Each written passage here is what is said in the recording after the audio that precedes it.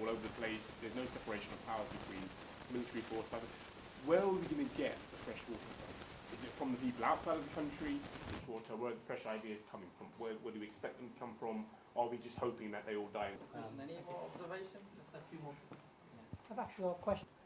Write down the questions and probably have.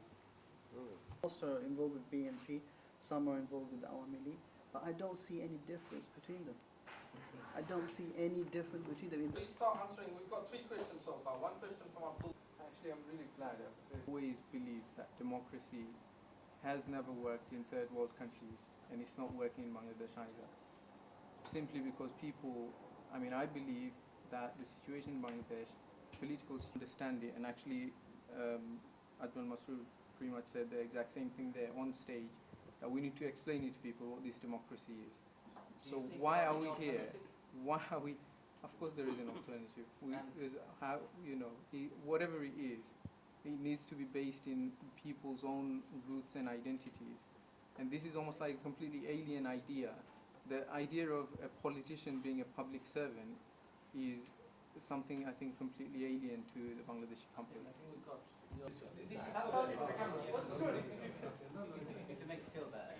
On the exception of moral, the philosophy of that politics. I think mainly we are now very much interested into going into power and governing the country and getting some benefits and other things from power. But partly, you can blame the politicians. I totally agree with you. They are firstly responsible for all the political instability and all this violence and other things, political violence that take place. But I also blame the people, because people are not raising their voice as they should, because we are divided into either a group of people support Awami League or a group of people support BNP or Jamaat or any other political party. But as a whole, nation as a whole, they should become united in some point that, look, enough is enough. It is our country. It is our duty to sort out the, the dirty water, whatever you call, to get a fresh water. Are you suggesting the ideas or the fresh water comes from within? Is that? Yeah, obviously, because first of all, the politics has been sort of polarized with power, greed, and corruptions and everything, and all the institution in the country has been politicized. But the system then prevents fresh water. That's one thing. System can be introduced. System can be introduced, but who is going to implement those systems? The implementer has to be also patriot. Implementer has to be also responsible. But we are not accountable to the people also, because we become divided. If my party does something wrong, then obviously opposition party raise their voice. Then we, the supporter, support our party, whether they are in wrong, they are doing wrong or right, doesn't matter. So in conclusion, what I want to say is the people have to be more conscious, and they should raise their voice now. If the people become, they uprise their voice against any wrongdoings, then the politicians will be corrected.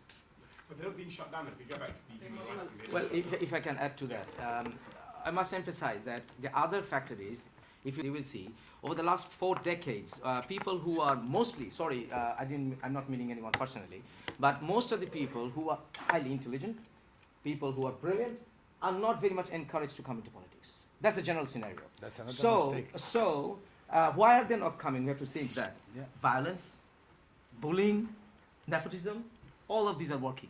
So, to allow fresh water to come, as you said, we need to encourage the people and make sure they are duly honored. That's one thing. The other thing is, solution cannot be reached by 180 million people. It's absurd. What Unitarians do, they are already united in all definitions. They are one language, one religion, subsect, a school of the same thought. So that's absurd. We are already united. We want what? We are tolerant? We are, of course, we are immensely tolerant people. But during the 1990s, I was in the process of overthrowing H.M. Ashad. So I have seen the Dhaka University led the revolution against Ashad. Why? Dhaka University was considered the parliament, national parliament then, because they were the best students of the country. So at the same time, fresh water will be coming from political thinkers, not necessarily politicians. So political thinkers will have to come forward, which is not being possible because of the hierarchy. Now, I must address the other gentleman who was talking about the law enforcing agencies like BGB and everybody. Why are they working for the government? Why shouldn't they? They are paid. And if they run around like headless chicken, a country cannot be run. They are bound to listen to the government. But what has happened? The present regime has used their absolute power to do absolute corruption. That's what it is. Yeah. If you look around, I don't want to name anybody, be it in BNP or Awami League, less in Jamaat, but in these two parties, there is no democracy within the party. That's one is the greatest problem of our politics in Bangladesh. And about the fresh water, let me tell you, people are very much united. 60% of our people, unofficially, their living standard is below the poverty line. And these people are simply not interested about politics. I have served in army for 32 years. I have been in far-flung areas of Bangladesh, including Chittagong hill tracts. People are fed up, but these people, they do not have their voice because they are busy in earning their livelihoods for the education of their children and their health care. For their survival. The survival. The problem is the political parties. There is no democracy. There is no system of selecting leaders at different hierarchy. They are always looking to their own family members, dynastic politics. That's the problem. Oh, and then, of course, yeah, okay. Assalamualaikum. I just wanted to put an idea out there. The answer is Hussein Irshad. The answer is Husseiniya Irshad. Husseiniya Irshad was this establishment in Tehran. In the 70s, it provided a space. It was set up and supported by very progressive, faithful people. Ali Shariati delivered a lot of lectures there. Look at Ali Shariati. It's a bit more of a cerebral version of Maulana Bhashani without the mass politics. But those of us, you're right, those of us who can eat and read, it's more responsible for us not to be eaten up by the developmentals, but to do stuff. So I like your water analogy.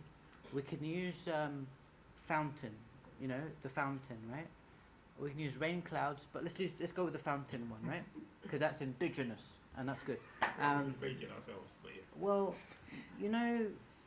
if you look at religious literacy and the conceptual universe that we have access to here that hasn't been cut off from us, a lot of stuff, it's deleted from Bangladesh's script. I'm not saying it's the answer, but there's resources there. And I think we need to look at the example of the Iranians, the pre-example. I know things went awful, and the kinds of collaboration you can have. Because in our history, coming out of the famine, of the Great Bengal famine, we voted in our droves in 1946, not for a Pakistan of military autocracy, but for a land of social justice where we could eat. So our idea and aspiration has kind of been mutated, but we need to find some continuities with our historical prehistory, pre-partition. There's stuff there which we need to have the meaning of, and I think the Shapla Chotor incident provides a lens for us to look at all of these things.